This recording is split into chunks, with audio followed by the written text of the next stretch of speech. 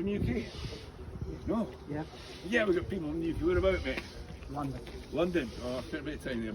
Yeah, it's a great place to go and visit. Great. Crowded, big crowded. What have we got? People from the eastern states, mostly, I would assume.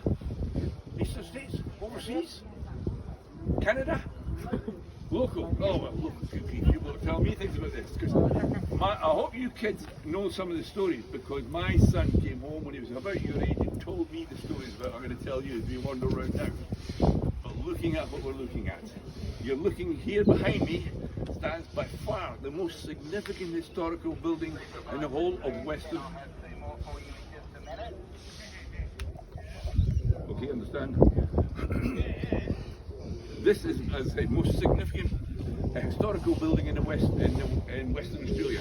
It is a World Heritage Site, which means it belongs to the people of the world. That took place in 2010, so we're really a lot of privilege in it. And this building's still standing. You can see it behind you. Well, I've asked you not to lean against the walls themselves. This is limestone that was cut by convicts, for convicts that built this. Convicts built this place. But really, when we look at this place, it was never designed to be a convict site. Western Australia was going to be free. Free men only. Captain Stirling came here 1827. Looked at the place, and he went back to the UK, and he actually promoted Western Australia to the government. The idea was to bring free men out here. Okay then, guys? Thank you. I think we've got all. I'll do a head count of everybody. Can I just check your tickets, please? Oh. Getting your hands up for that. Of course. Right, okay, thank you. I'll do a quick count, because I'll forget otherwise. 1, 2, 3, 4, 5, 6, 7, 8, 9, 10, 11, 12, 13, 14, 16, 17, 18, 19, 20, 21. I have 23 on the convict tour, John. Over. Copy that, Ken. Good. Right, free men are coming here. They're going to build the site. They're all going to be, and they come out here. It brings them out. The people come out here. But when they arrive, they actually bring with them the most ridiculous of things. Believe it or not, they brought their grand pianos, because they were quite well-off people. Their grand pianos, all the great chests of crystalware, all came out in the boats, and they kept coming out. There's stories of seeing these pianos where the captains couldn't even unload them, just chucked into the sea. But the first people that came here used their grand pianos for a great purpose, giving them shelter on the beach the first winter they got here. So they arrive here and get a bit of a shock. There's none of this, I'm going to go home like my wife would want. I've had enough of this already, I'm off home. None of that. It's make your life here. You've started a new life, so consequently they head inwards and start spreading around because they've got land. When they came out, they were promised land, which they get. They were also promised extra land if they brought their servants with them. Yes, all these servants, and you can bring their servants, because these were the second sons. First sons get the property, the land, the heritage. They don't, second sons in it, but they can get their servants and they bring them out. And where do they go? They get to Cape Town and they go, stuff, stick this, I'm off. When they get here, I'll get more land. These men are left on their own, and they're not really builders. They're not coming out, bringing out the real people they need. Young men who can build the place, and women. They come out and just bring their families out, going east.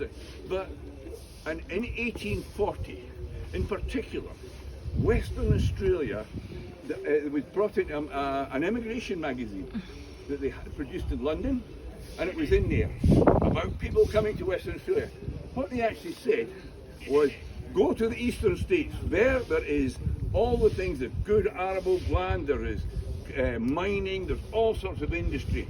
People are setting up well, people are getting wealthy there. Don't waste your time in going to Western Australia. They actually wrote that in 1840. Don't come to Western Australia. Why? Because it was too hot. The place went on fire too easily. The animals, everything bit you and trying to catch you, and they didn't get on too well with the locals. The local tribes that were here. So consequently it's struggling. By 1849, the people in Northern, they actually put an application into the government asking for people to come and work here, young fit men to come and work here. And they put this application in, and the idea was that what they really wanted was slaves. That's what you want. The men they really were going to get was convicts, because the convict area in eastern states was coming to an end.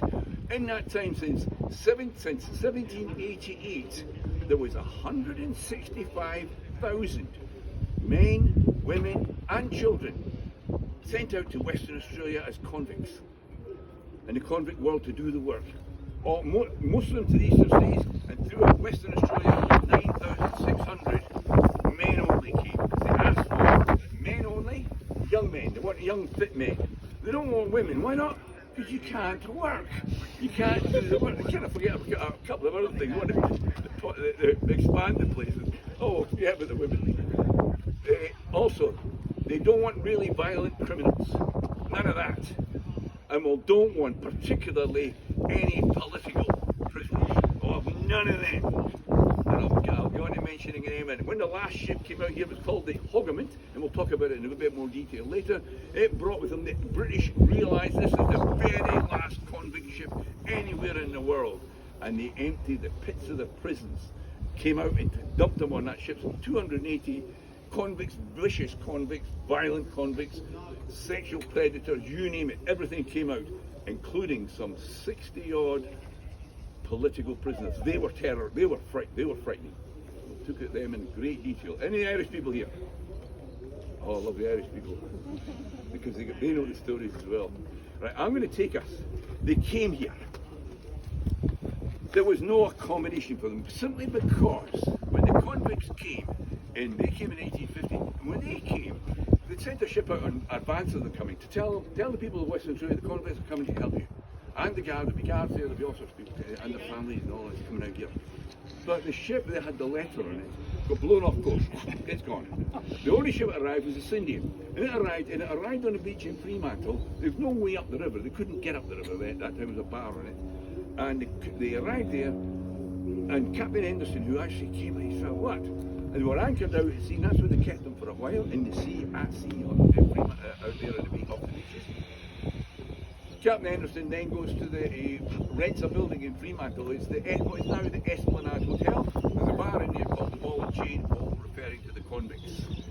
They spent their first few years living there up until the mid-1850s, and they cut. And if you can imagine this area was a big hill here, that range was right along here. They started cutting. All these bricks you see here were cut from there. All this bricks you see here. Now there's 372 single rooms in there, plus big rooms as well for the convicts. And there's big rooms that take 60 odd. We'll look at them as well. Here. And this is the chapel. We'll get a chance to pop up into this. Now, when you look around here, look at the sides, all built up to 1855. They got to this point, they brought the convicts up here.